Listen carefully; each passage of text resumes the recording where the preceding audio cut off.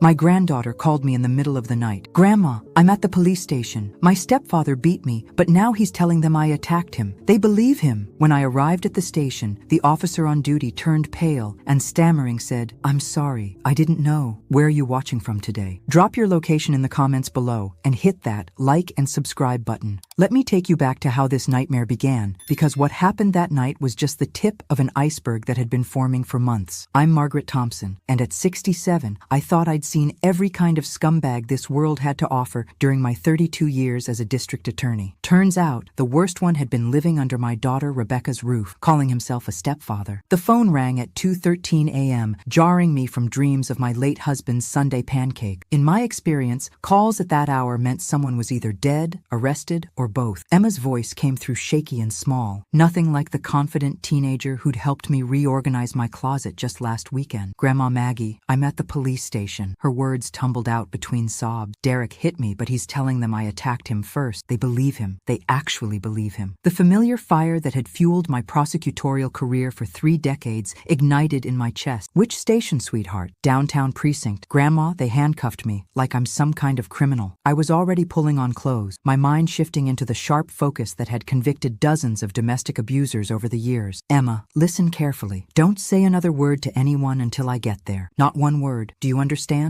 But they keep asking me questions about why I was hitting Derek's car with a baseball bat." Interesting detail. My granddaughter was many things, but violent wasn't one of them. "Emma, what happened to your face?" Silence stretched between us before she whispered, "He said I fell down the stairs." Of course he did, because apparently Derek Collins thought I was born yesterday, instead of being the woman who'd sent his type to prison more times than I could count. I grabbed my keys, noting the irony that I'd spent years putting away men exactly like the one who'd apparently been terrorizing my family right under my nose. The drive downtown took 18 minutes, during which I called my old partner, Marcus Webb, now captain of the downtown precinct. He didn't answer, which was probably for the best. This required a more delicate touch than screaming about police incompetence at 2:30 in the morning. When I pushed through the precinct doors, Officer Bradley was behind the desk, filling out paperwork and looking thoroughly pleased with himself. He was young, maybe 28, with the kind of swagger that comes from believing you've caught a real criminal instead of a terrified teenager. "I'm here for Emma Thompson," I announced, my voice carrying the authority that had once commanded courtrooms. Bradley looked up, and I watched recognition dawn across his face like sunrise over a graveyard. The coffee cup slipped from his suddenly nerveless fingers, crashing to the floor in a spray of ceramic and caffeine. "Ms. Thompson," he stammered, his earlier confidence evaporating. "I mean, Prosecutor Thompson. I didn't know. We didn't realize. Where is my granddaughter?" "Interview room 2, but ma'am, there are procedures." "Officer Bradley." I stepped closer to his desk, letting my voice drop to the tone that had made seasoned defense attorneys break into cold sweat. "In the next 30 seconds, you're going to unlock that interview room, remove those handcuffs from my granddaughter, and then you're going to explain to me exactly how a 16-year-old girl with a black eye became the suspect instead of the victim." Bradley's Adam's apple bobbed like a fishing lure. "The stepfather, Derek Collins, he filed the complaint, said the girl went crazy, started destroying his property with a baseball bat. When he tried to stop her, she attacked him. And her injuries? He said she fell down the stairs trying to run away after the attack." I'd heard more creative fiction from first-year law students. "Where is Mr. Collins now?" "He went home. Didn't want to press charges if we could just get the girl some help. Really seemed concerned about her mental state." Oh, Derek was concerned all right. Concerned that his carefully constructed lie was about to crumble under actual scrutiny. "Show me to my granddaughter. Now." Bradley fumbled for his keys with hands that trembled slightly. As we walked down the narrow hallway lined with interview rooms, I noticed the way other officers averted their eyes. Word had spread quickly through the station that Margaret Thompson was back, and nobody wanted to be the one who'd screwed up her family's case. Emma sat slumped in a metal chair, her wrists still cuffed to the table. When she looked up and saw me, tears started flowing down her bruised cheeks. "Grandma, I didn't attack him. I swear I didn't." I turned to Bradley, who was hovering uncertainly in the doorway. "Keys, now." The handcuffs hit the table with a metallic clank, and Emma immediately threw herself into my arms. She felt so small, this girl who usually seemed to tower over the world with teenage confidence. "Tell me what really happened," I said, guiding her back to her chair, but keeping my hand on her shoulder. "Derek's been," she started, then stopped, glancing nervously at Officer Bradley. "Officer, I need a moment alone with my granddaughter." "Ma'am, this is an active investigation." The look I gave him could have frozen water in July. Bradley backed out of the room so fast he nearly tripped over his own feet. Now, Emma, tell me everything. Emma's story came out in fragments, like pieces of broken glass that cut deeper the more you tried to put them together. Derek Collins had been escalating for months, starting with verbal abuse that Rebecca had dismissed as stress from work, then moving to shoving matches that left no visible marks, and finally to tonight's incident. He's been drinking more lately, Emma said, wiping her nose with the back of her hand. Mom tries to pretend everything's normal, but I can see her flinching when he walks into a room. She's scared of him, Grandma. This was news to me, which meant Rebecca had gotten very good at hiding things. My daughter had always been private, but domestic abuse victims became masters of concealment. What happened tonight specifically? I was in my room doing homework when I heard Mom crying downstairs. Derek was yelling at her about dinner being cold or something stupid like that. Then I heard this loud crack, like he'd hit something. Emma's voice got smaller. Or someone. The familiar rage built in my chest, the same feeling I'd had every time I'd seen crime scene photos of battered women. But this was my family, which made it infinitely worse. I came downstairs to check on Mom, and Derek grabbed me by the arm. He said if I didn't go back to my room and mind my own business, he'd give me something to really cry about. Emma touched her swollen eye gingerly. That's when he hit me. And the baseball bat? For the first time since I'd arrived, Emma almost smiled. Mom's old softball bat was by the back door. After Derek hit me, something just snapped. I grabbed it and went outside to his precious Camaro. I had to admire the girl's spirit, even if her timing could use work. How much damage did you do? Both headlights, the windshield, and I may have dented the hood a few times. Derek Collins was about to learn that terrorizing a Thompson woman came with consequences he hadn't anticipated. Where was your mother during all this? Emma's expression darkened. Locked in the bathroom, probably. That's where she goes when Derek gets violent. She pretends not to see anything. The picture was becoming clearer, and it wasn't pretty. Rebecca was trapped in a classic cycle of abuse, too frightened and probably too ashamed to ask for help. Meanwhile, Emma had been watching it all, building up rage until it exploded into property destruction. Emma, has Derek ever touched you inappropriately? No, nothing like that. But Grandma, I'm scared of what he might do to Mom if I'm not there. Smart girl. She understood the dynamics better than many adults. You don't need to worry about that anymore. What do you mean? I stood up, feeling the familiar satisfaction that came with having a clear plan of action. I mean, Derek Collins just made the mistake of assaulting a prosecutor's granddaughter. He has no idea what kind of storm he's unleashed. Before Emma could ask what I meant, Officer Bradley knocked on the door. Ms. Thompson? Captain Webb is here. He'd like to speak with you. Marcus Webb had been my partner when I was still a young prosecutor learning the rope. He'd worked his way up through the ranks while I'd climbed the ladder in the DA's office. We'd maintained mutual respect over the years, built on successfully putting away some very bad people. Maggie, he said, stepping into the interview room with the careful expression of a man walking through a minefield. I understand there's been some confusion about tonight's incident. No confusion, Marcus. Just a very clear case of domestic violence that your officer somehow managed to flip backward. Marcus glanced at Emma, taking in her black eye and defensive posture. His jaw tightened. Bradley, get me the file on this case. All of it. But sir, Mr. Collins seemed very credible. Now, Bradley. While we waited for the paperwork, Marcus sat down across from Emma. Young lady, I owe you an apology. Sometimes good officers make bad judgment calls, especially at 2 a.m. Emma looked to me for guidance. I nodded encouragingly. Tell Captain Webb what you told me, sweetheart. As Emma recounted her story again, I watched Marcus's expression grow darker. By the time she finished, he was rubbing his temples like he felt a massive headache coming on. Officer Bradley, Marcus called out when the young cop returned with the file. I want you to explain to me how a 16-year-old girl with a black eye became our suspect in a domestic violence call. Sir, the stepfather was very convincing. He showed us the damage to his car, explained how the girl had been acting out lately, and the story seemed to fit. Did you photograph the girl's injuries? Bradley's silence was answer enough. Did you ask her any questions about how she got that black eye? More silence. Did you consider that maybe, just maybe, a teenage girl doesn't destroy someone's car with a baseball bat for no reason? Sir, Mr. Collins said she had been having behavioral problems. Officer Bradley, I interrupted, standing up slowly. How long have you been on the force? 2 years, ma'am. In those 2 years, how many domestic violence calls have you responded to? I'm not sure of the exact number. Approximately, maybe 30 or 40. And in those 30 or 40 cases, how many times was the victim the one who got arrested? Bradley was starting to sweat. This case seemed different. No, Officer Bradley. This case was exactly the same as every other domestic violence case you've seen, except this time you bought the abuser's story instead of looking at the evidence. That's when Derek Collins made his second mistake of the night. He walked back into the police station. Derek Collins strutted through the precinct doors like a man who owned the place, carrying himself with the kind of confidence that comes from a lifetime of manipulating situations to his advantage. He was average height but worked out enough to be intimidating, with the kind of square jaw and perfect hair that women probably found attractive until they got close enough to see the coldness in his eyes. "Officer Bradley," he called out in a voice dripping with false concern. "I wanted to check on Emma. How is she? Has she calmed down?" The audacity was breathtaking. Here was a man who'd just beaten up a teenager, convinced the police to arrest her instead of him, and now he was playing the role of worried stepfather. If I hadn't spent 30 years dealing with his type, I might have been impressed by the performance. "Mr. Collins," Captain Webb said, stepping out of the interview room. "I'm Captain Webb. I understand you filed the complaint against your stepdaughter?" "Unfortunately, yes. Emma's been having some serious behavioral issues lately. Tonight, she just completely lost control." Derek's eyes found mine across the room, and I saw the exact moment he realized who I was. His confident expression flickered for just an instant before the mask slipped back into place. "Mr. Collins, this is Margaret Thompson, Emma's grandmother." "Of course." Derek extended his hand with practiced charm. "Mrs. Thompson, I wish we were meeting under better circumstances. I'm very concerned about Emma's mental state." I looked at his outstretched hand like it was holding a poisonous snake. "I'm sure you are." The temperature in the room seemed to drop several degrees. Derek's smile became more forced, but he was committed to his performance. "Emma needs professional help," he continued, addressing Captain Webb, while keeping one eye on me. "This violent outburst tonight was just the latest in a series of concerning behaviors. My wife and I have been discussing residential treatment options." Residential treatment. He wanted to get Emma out of the house so he could continue abusing Rebecca without witnesses. The man was more calculating than I'd initially given him credit for. "Mr. Collins," I said in my courtroom voice, "I'd like to ask you a few questions about tonight's incident." "Of course. I want to cooperate fully. How did Emma get that black eye?" Derek didn't miss a beat. "She fell down the stairs when she was running away after attacking my car. I tried to stop her from hurting herself, but she was in such a rage that she wouldn't listen to reason." "Which stairs?" A slight pause. "The front step." "Interesting." Emma had said the confrontation happened inside the house, and she'd gone outside to attack his car. The front steps would have been an odd escape route. "And where was my daughter Rebecca during this incident?" "Rebecca was upstairs. She was too upset to come down and deal with Emma's behavior." Another lie. Emma had said Rebecca was in the bathroom after Derek's initial assault. Derek was improvising now, trying to create a narrative that painted him as the reasonable adult dealing with an unstable teenager. "Mr. Collins, in your complaint, you mentioned that Emma had been having behavioral problems for some time. Can you give us some specific examples?" Derek glanced around the room, probably noticing that he had everyone's complete attention. Officer Bradley was taking notes. Captain Webb was studying him intently, and I was watching him like a hawk studies a field mouse. "Well, she's been increasingly defiant toward authority figures, talking back to teachers, staying out past curfew, that sort of thing. Rebecca and I have been trying to provide structure, but Emma resents having a father figure in her life. Has she ever been violent before tonight? Not physically, but she's been verbally aggressive. Lots of shouting, slamming doors, threatening to run away. Standard teenage behavior. In other words, Derek was building his case on normal adolescent rebellion, which suggested he didn't have much actual ammunition. "Mr. Collins, I notice you have some scratches on your hands." Derek looked down at his knuckles, where several deep scratches were clearly visible. "Emma scratched me when I tried to restrain her from destroying my car. Those look like defensive wounds to me." "I'm sorry?" I stepped closer, letting him see the prosecutor who'd sent hundreds of men like him to prison. "Defensive wounds, the kind someone gets when they're trying to grab at someone who's fighting back. Very common in domestic assault cases." Derek's practiced smile was starting to crack around the edges. "Mrs. Thompson, I understand you're protective of your granddaughter, but Emma attacked me and my property. I'm the victim here." "Are you? Because from where I'm standing, you look like a 42-year-old man who beat up a 16-year-old girl and then convinced the police to arrest her for defending herself." "That's not what happened." "Then perhaps you'd be willing to take a polygraph test?" The silence that followed was deafening. Derek Collins opened and closed his mouth several times, looking like a fish who'd suddenly found itself on dry land. "I don't think that's necessary," he finally said. "No? You seemed so eager to cooperate fully just a moment ago." Captain Webb cleared his throat. "Mr. Collins, I think we need to re-examine tonight's events. Would you be willing to come in tomorrow for a more detailed interview?" "Actually," Derek said, checking his watch with exaggerated casualness, "I should get home to Rebecca. She's probably worried sick." He was backing toward the door now, his confident demeanor completely abandoned. "Perhaps we could table the polygraph discussion until everyone's had a chance to calm down. Of course, I said pleasantly. There's no rush. After all, domestic violence charges can be filed within the statute of limitations. Derek froze halfway to the door. Domestic violence charges? Did I not mention that? I'm sorry. Sometimes I forget that not everyone is familiar with Texas Penal Code 22.01. Assault family violence. Family. It's a fascinating statute, really. For the first time since he'd walked into the station, Derek Collins looked genuinely scared. He mumbled something about calling his lawyer and practically ran for the exit. Captain Webb watched him go, then turned to me with something that might have been admiration. You always did know how to clear a room, Maggie. Marcus, I need you to photograph Emma's injuries properly. Take a detailed statement about the assault, and then I want Derek Collins picked up for questioning tomorrow. Consider it done. But Maggie, you know he's going to lawyer up after tonight. I smiled, feeling the familiar thrill that came with a case I was going to win. Let him. I've been prosecuting domestic abusers longer than he's been perfecting his act. That's when Emma tugged on my sleeve. Grandma, what about Mom? If Derek figures out we're building a case against him, the girl was right.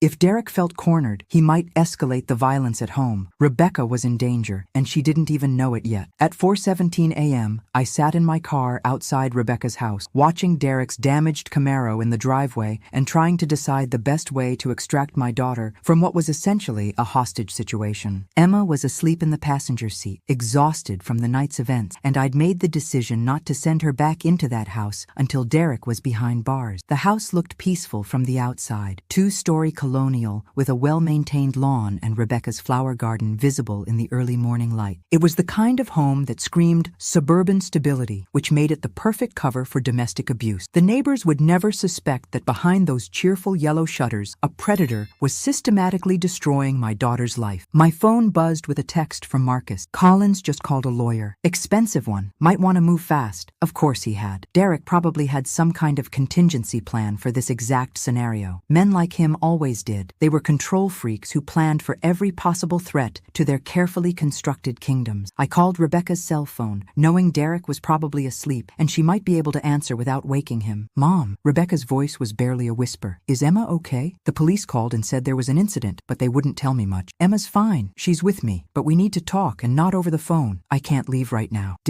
He's not in a good mood. Translation. Derek was a ticking time bomb, and Rebecca was afraid to do anything that might set him off. Rebecca, I'm parked outside your house. I need you to come out here. Mom, I can't. If Derek wakes up and I'm gone, what will he do, Rebecca? Silence stretched between us, filled with all the things my daughter couldn't bring herself to say out loud. Sweetheart, I know you're scared, but Emma told me what's been happening, and we need to get you out of there. Emma doesn't understand. Derek's under a lot of pressure at work, and sometimes he what? Hits you? Threatens you? Makes you lock yourself in the bathroom while he terrorizes your daughter? I heard Rebecca's sharp intake of breath. She told you about that? She told me everything. Now I need you to very quietly get dressed. Come outside and let me help you. Mom, you don't understand. If I leave, Derek will what? Come after you? Rebecca, the man just spent the evening trying to convince the police that Emma attacked him. He's not exactly operating from a position of strength right now. Another long pause. Then, give me 5 minutes. While I waited, I studied the house more carefully, noting the security system sticker on the front window and the way Derek had positioned his car to block the driveway. Even his parking was about control. Rebecca would have to ask permission to go anywhere because she couldn't get her car out without moving his first. Emma stirred in the passenger seat. Is Mom coming out? She's going to try. Grandma, what if Derek wakes up and finds her gone? It was a valid concern. Men like Derek often became most dangerous when they felt their control slipping. Then we'll deal with that when it happened. The front door opened slowly, and Rebecca slipped out wearing jeans and a hoodie, moving like someone who'd had a lot of practice being invisible. Even in the dim morning light, I could see she'd lost weight, and her normally confident posture had been replaced by the hunched shoulders of someone who'd learned to make herself smaller. She climbed into the back seat without a word, then immediately threw her arms around Emma. Honey, I'm so sorry. I should have protected you. Mom, you're bleeding, Emma said, touching a cut on Rebecca's lip that was mostly hidden by her hood. It's nothing. Rebecca's voice trailed off as she caught my eyes in the rearview mirror. Mom, please don't look at me like that. Like what? Like I was seeing my intelligent, successful daughter reduced to a shadow of herself by a manipulative abuser? Like I was calculating how many ways I could legally destroy the man who'd done this to my family? Rebecca, how long has this been going on? It's not what you think. Derek isn't a monster. He just has anger management issues, and with the stress from his job— Stop! I turned around to face her directly. I've heard this speech from 1,000 victims over the years. He's not stressed, he's not overwhelmed, and he doesn't have anger management issues. He has a control problem, and you and Emma are his victims. Rebecca's eyes filled with tears. You don't understand. If I leave him, he'll make sure I lose everything. He handles all our finances. He knows people who could hurt my career, and he's threatened to— To what? To tell everyone I'm an unfit mother. He says he has evidence that I've been neglecting Emma, drinking too much, having affairs. None of it's true, but Derek's very convincing when he wants to be. The classic abuser's playbook. Isolate the victim, control the resources, and create a web of threats that made escape seem impossible. Derek Collins was more sophisticated than your average domestic terrorist, but the patterns were exactly the same. Rebecca, listen to me very carefully. Derek Collins just made the mistake of assaulting a prosecutor's granddaughter in front of witnesses. Whatever leverage he thinks he has over you just became irrelevant. What do you mean? Emma leaned forward. Grandma made the police realize Derek was lying. They want to question him tomorrow. They do? I nodded. And that's just the beginning. By the time I'm finished with Derek Collins, he's going to wish he'd never heard the Thompson name. For the first time since she'd gotten in the car, Rebecca almost smiled. What are you planning, Mom? Justice? Sweetheart. Plain and simple justice. That's when Derek's Camaro roared to life in the driveway behind us, and I realized he'd been awake the entire time. Derek's headlights flooded my car as he backed out of the driveway with the kind of aggressive speed that suggested he was either very angry or very panicked, probably both. Through my rearview mirror, I watched him pull up behind us, effectively trapping my car against the curb. Mom, what do we do? Rebecca's voice had gone small and frightened. We stay calm, I said, reaching for my phone, and we let Derek make his next mistake. Derek sat in his damaged car for nearly a full minute, engine running, clearly trying to decide on his best move. I could see him through his cracked windshield, talking on his phone, probably calling that expensive lawyer Marcus had mentioned. Should I call the police? Emma asked. Not yet. Let's see what Derek's going to do. Finally, Derek got out of his car and approached mine with the kind of deliberate swagger that was meant to intimidate. He knocked on my driver's side window with more force than necessary. I rolled the window down exactly 2 inches. Good morning, Derek. Rebecca needs to come home. Now. I'm afraid that's not going to happen. Derek's jaw tightened. She's my wife, and this is family business. Family business? I let a little acid creep into my voice. Is that what you call beating up teenagers now? I never laid a hand on Emma. She attacked me, and if you weren't so blinded by family loyalty, you'd see that. The man was committed to his lie. I had to give him that. Derek, I've seen the scratches on your knuckles. I've seen Emma's black eye, and I've spent 30 years in courtrooms listening to men exactly like you explain how their victims were really the aggressors. You don't know what you're talking about, don't I? Let me guess your entire defense strategy. Emma's a troubled teenager with behavioral problems. She's been acting out since you married her mother, probably because she resents your authority. Last night, she finally snapped and became violent, and you were just trying to protect yourself and your property. Derek's confident expression faltered slightly. I just recited his exact story back to him, which meant either I was psychic or I'd heard it all before. The problem with that defense, I continued, is that it only works if the jury believes you're a credible witness. And after I get finished presenting evidence about your history of domestic violence, your credibility is going to be approximately 0. I don't have a history of domestic violence. Are you sure about that? Because domestic abusers tend to leave patterns, Derek. Previous relationships that ended badly, complaints that were never filed, employers who might remember anger management issues. For the first time, Derek looked genuinely worried. You can't just dig through my private life. Actually, I can. See, once you're charged with domestic assault, your entire past becomes relevant to establishing a pattern of behavior. It's fascinating what investigators can uncover when they start looking. Derek glanced back at Rebecca, who was shrinking deeper into her hoodie. Rebecca, this is ridiculous. Come home, and we'll work this out. She's not going anywhere with you, I said. You can't keep my wife from me. Watch me. Derek's mask of civility was starting to slip. Old woman, you have no idea who you're messing with. Old woman? I almost laughed. Derek, I've sent better men than you to prison before breakfast. Would you like to add threatening a prosecutor to your list of charges? You're not a prosecutor anymore. No, but I still have friends who are, and police captains who remember when I used to put abusers like you away for fun. Derek leaned closer to my window, and I could smell alcohol on his breath. He'd been drinking, which explained his poor decision-making tonight. This isn't over. You're absolutely right. It's just getting started. Derek stood there for another moment, clearly trying to think of something threatening enough to regain control of the situation. When nothing came to him, he turned and stalked back to his car. Is he leaving? Rebecca asked. Derek sat in his car for another minute.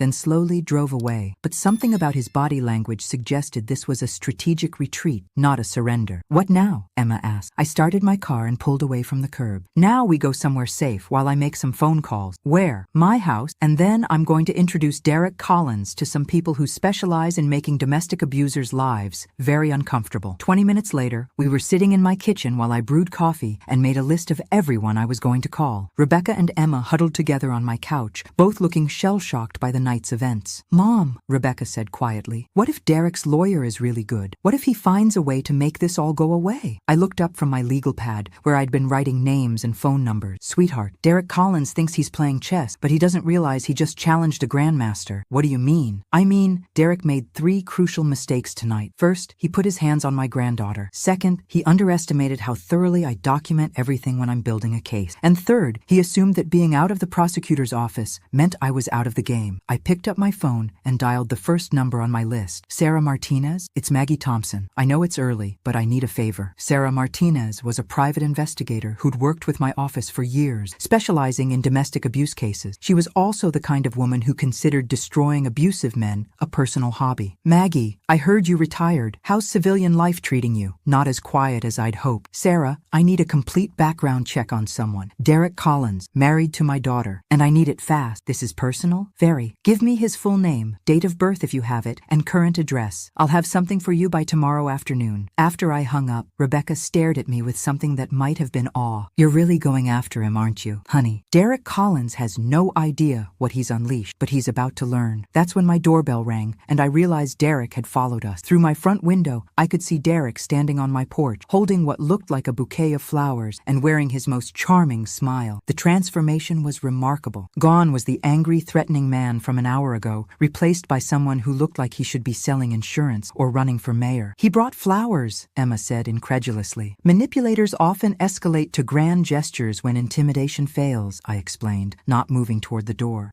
He's trying to rewrite the narrative," Derek knocked politely, then called out in a voice loud enough for the neighbors to hear. "Mrs. Thompson, I brought these for Rebecca. I just want to apologize for the misunderstanding tonight." Misunderstanding. As if terrorizing his family was just a simple communication error. "Mom, what if the neighbors are watching?" Rebecca asked. "Derek's very good at making people believe he's the reasonable one." She was right. Derek was putting on a performance for anyone who might be observing, establishing himself as the concerned husband, trying to make amends while I was the unreasonable mother-in-law, keeping him from his family. I opened the door but left the chain lock engaged. "Derek, it's 5:30 in the morning. I know, and I'm sorry for disturbing you so early, but I couldn't sleep knowing that Rebecca and Emma were upset." He held up the flowers. "I just want to talk to my wife for a few minutes." "That's not going to happen." Derek's smile never wavered, but I caught the flash of irritation in his eyes. "Mrs. Thompson, I understand you're protective of your family, but Rebecca and I are married adults. We can work through our problems without outside interference." Outside interference. He was already positioning me as the meddling in-law who was making things worse. "Derek, the only problem here is that you assaulted a 16-year-old girl and then tried to have her arrested for defending herself. That's not what happened, and you know it." Derek's voice remained perfectly calm and reasonable. "Emma has been struggling with some behavioral issues, and last night she had what I can only describe as a complete breakdown. I'm hoping we can get her the professional help she needs." Professional help? He was still trying to paint Emma as mentally unstable. "The only person who needs professional help is you, Derek. Specifically, anger management counseling in a state correctional facility." Derek's laugh sounded genuinely amused. "Mrs. Thompson, I understand you used to be a prosecutor, but you're retired now. You can't just throw around accusations and expect people to take them seriously. Watch me." "Rebecca," Derek called out, raising his voice slightly. "Honey, please come talk to me. Let's go home and work this out like the adults we are." "She's not going anywhere with you," I repeated. "Actually," Derek said, his smile becoming more forced, "unless Rebecca is under arrest or you have some kind of legal guardianship, you can't prevent her from leaving with her husband." He was technically correct, which was the most dangerous kind of correct when dealing with manipulative abusers. Rebecca was an adult, and if she chose to go with Derek, I couldn't legally stop her. "Rebecca," Derek continued, "I love you, and I love Emma. What happened tonight was just a family disagreement that got out of hand. We can fix this." I heard movement behind me and turned to see Rebecca standing in the hallway, looking torn between fear and guilt. Derek Derek had found her weakness, her desire to believe that this could all be resolved peacefully. "Mom," Rebecca said quietly, "maybe I should talk to him." "Absolutely not." Derek heard her voice, and his smile became genuine for the first time. "Becca, sweetheart, please, just 5 minutes." Rebecca took a step toward the door, and I realized I was about to lose her to Derek's manipulation. "Rebecca, before you make that decision, let me ask you something. What happens when you go home with Derek and the police show up tomorrow to arrest him?" "What do you mean?" "I mean Derek's about to be charged with domestic assault. When that happens, there will be a mandatory protective order keeping him away from you and Emma. If you go home with him now, you'll be trapped in the house when the walls start closing in." Derek's composure cracked slightly. "There aren't going to be any charges. Emma attacked me, remember?" "Derek, I've already spoken to Captain Webb. Emma's injuries have been photographed and documented. Her statement has been taken. And thanks to your performance at the police station tonight, you're now the prime suspect in a domestic violence case." "You're bluffing." "Am I?" "Sarah Martinez is already running a background check on you. By tomorrow afternoon, I'll know everything about your previous relationships, your employment history, and any other complaints that might have been filed against you." For the first time, Derek looked genuinely shaken. "You can't do that. I already am. And Derek, here's something you should know about private investigators who specialize in domestic abuse cases. They're very good at finding patterns, even when those patterns have been carefully hidden." Derek stared at me for a long moment, his charming mask completely abandoned. Then he turned his attention back to Rebecca. "Becca, if you don't come home with me right now, I'm going to assume you're choosing your mother over your marriage." There it was. The ultimatum that abusers always eventually delivered. "Choose me or choose everyone else in your life." "That's not a choice, Derek," I said. "That's a threat. It's reality. Rebecca can either come home and work on our marriage, or she can stay here and destroy it." Rebecca looked between Derek and me, tears streaming down her face. "I need time to think." "No," Derek said flatly. "You need to decide right now." And that's when Rebecca finally saw him clearly. Not the charming man she'd married, not the stressed husband who just needed understanding, but the controlling abuser who'd been hiding behind those facades. "I'm staying here," she said quietly. Derek's flower bouquet hit my porch with a wet thud. "Fine. But Rebecca, when you're ready to stop playing games and come home, remember that I won't wait forever." He walked back to his car without another word, leaving the crushed flowers scattered across my doorstep like a promise of things to come. By noon the next day, my kitchen table looked like a war room. I had legal pads filled with notes, my laptop open to various databases, and my phone constantly buzzing with callbacks from old colleagues who were eager to help take down a domestic abuser. Sarah Martinez had delivered her preliminary report on Derek Collins, and it was even more damning than I'd hoped. 3 previous relationships, I told Rebecca and Emma as I reviewed the file, all ended with restraining orders or police complaints that were mysteriously dropped. "So he's done this before," Emma said. "Multiple times, and he's gotten progressively more sophisticated about it." I flipped to the next page. His first wife, Jennifer Walsh, filed domestic violence charges in 2018, but dropped them after Derek hired an expensive lawyer who painted her as vindictive and mentally unstable. Rebecca winced. "That's what he threatened to do to me." His second wife, Amanda Collins, yes, she kept his name, had a similar experience. Filed charges, got scared off by legal intimidation, and eventually just moved to another state to get away from him. What about the third one, Lisa Chen? She was smart enough to document everything, but Derek's lawyer got the case dismissed on a technicality. I looked up at Rebecca. "Derek has a system, sweetheart. He finds intelligent, successful women, isolates them from their support systems, and then systematically destroys their confidence until they believe they deserve the abuse." "But I didn't deserve it," Rebecca said, as if she was just realizing this. "Of course you didn't. None of his victims did." Emma leaned forward. "Grandma, what happened to those other women? Are they okay?" "That's the interesting part. Sarah managed to track down Jennifer Walsh. She's willing to testify about her experiences with Derek if we can guarantee her protection." "Protection from what?" Rebecca asked. "Derek has a history of retaliating against women who speak out against him. Nothing violent enough to get him arrested, but a pattern of harassment, property damage, and intimidation." My phone rang, interrupting our strategy session. It was Marcus Webb. "Maggie, we tried to bring Derek Collins in for questioning this morning." "Tried? He's gone. Neighbors saw him loading suitcases into his car around 7 a.m. We've got an APB out, but his lawyer says Derek is visiting family out of state and will cooperate fully when he returns." I wasn't surprised. Men like Derek often ran when they realized the walls were closing in. "Marcus, what about the warrant?" "Judge signed it an hour ago. Domestic assault, interfering with a police investigation, and intimidating a witness." "Intimidating a witness?" "Emma, Derek Derek's little visit to your house this morning constituted witness intimidation under Texas law. Things were progressing faster than I'd anticipated, which was both good and bad. Good because Derek would soon be facing serious charges. Bad because cornered animals were the most dangerous. Marcus, I need you to put a patrol car outside my house. Derek's escalating, and I don't want him making another run at Rebecca or Emma. Already done. Officer Martinez will be parked across the street starting this afternoon. After I hung up, Rebecca stared at me with a mixture of admiration and fear. Mom,